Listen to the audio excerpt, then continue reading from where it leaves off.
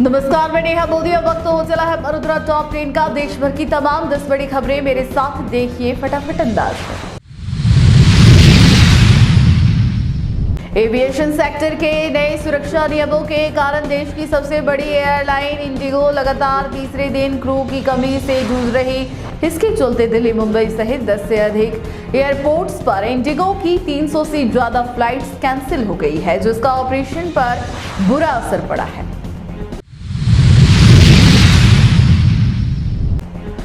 Jaipur police ने एक बड़ी कार्रवाई में गैंगवार होने से पहले ही 6 बदमाशों को गिरफ्तार किया है। रामनगरिया थाना पुलिस ने आरोपियों के पास से 3 देसी पिस्टल, 1 कट्टा और 29 जिंदा कारतूस जब्त किए गए हैं। ये बदमाश वर्चस्व की लड़ाई में बदला लेने के लिए इकट्ठे हुए थे।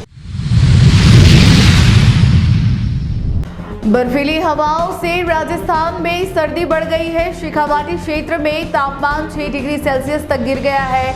सीकर के फतेहपुर में न्यूनतम तापमान 1.5 डिग्री सेल्सियस रिकॉर्ड हुआ, जो इस सीजन का सबसे कम तापमान है। मौसम विभाग ने सीकर, चूरू और झुंझुनू में शीतलहर की चेतावनी दी है। उदयपुर के मावली ब्लॉक में एक खुदरा विक्रेता द्वारा रात में किसानों को यूरिया खाद बेचने की बड़ी गड़बड़ी आई सामने। पोष मशीन के डेटा और स्टॉक में अंतर मिलने के बाद कृषि विभाग ने विक्रेता का लाइसेंस निलंबित कर दिया और उसके खिलाफ पुलिस में दर्ज रिपोर्ट कराई।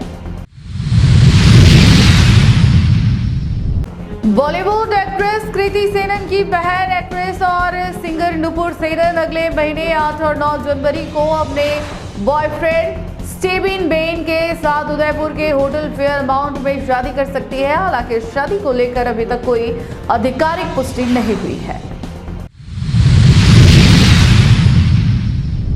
चित्तौड़गढ़ में एक युवक रमेश रावत की फ्लाईओवर से नीचे गिरने से हुई मौत। वह शादी समारोह से लौट रहा था। कुंभानगर से गुजर रहे फ्लाईओवर के मोड़ पर उसका बैलेंस बिगड़ा और वह 20 फीट की ऊंचाई से नीचे गिरा।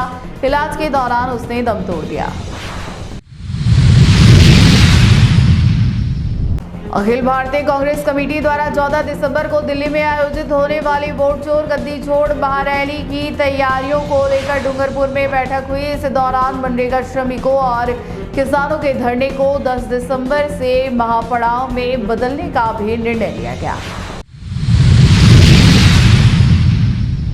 हनुमानगढ़ के सांगरिया थाना इलाके में पुलिस ने 2 तस्करों को 15,000 करोड़ की हेरोइन और 2 मेड इन चाइना निर्मित पिस्टल के साथ किए गिरफ्तार। तस्कर हैरियर एसयूवी में ड्रग्स और हथियार सप्लाई करने के फिराक में था। पुलिस पूछताछ में इनके तार विदेश से बैठे हैंडलर से जुड़े होने का अंदेशा है। अजमेर दरगाह और कलेक्ट्रेट को गुरुवार दोपहर बम से उड़ाने की मिली धमकी। कलेक्ट्रेट के ऑफिशियल आईडी पर ईमेल में लिखा था कि 4 ADX IED लगाए गए हैं। पुतिन के आते ही विस्फोट हो जाएगा। पुलिस और इंटेलिजेंस ने परिसर को खाली कराकर मेटल डिटेक्टर और डॉग स्क्वाड से सर्च अभियान चलाया। अजमेर जिले के सावर थाना क्षेत्र में एक युवक अपनी पत्नी समेत 3 लोगों पर परेशान करने का आरोप लगाकर बनास नदी में कूद गया।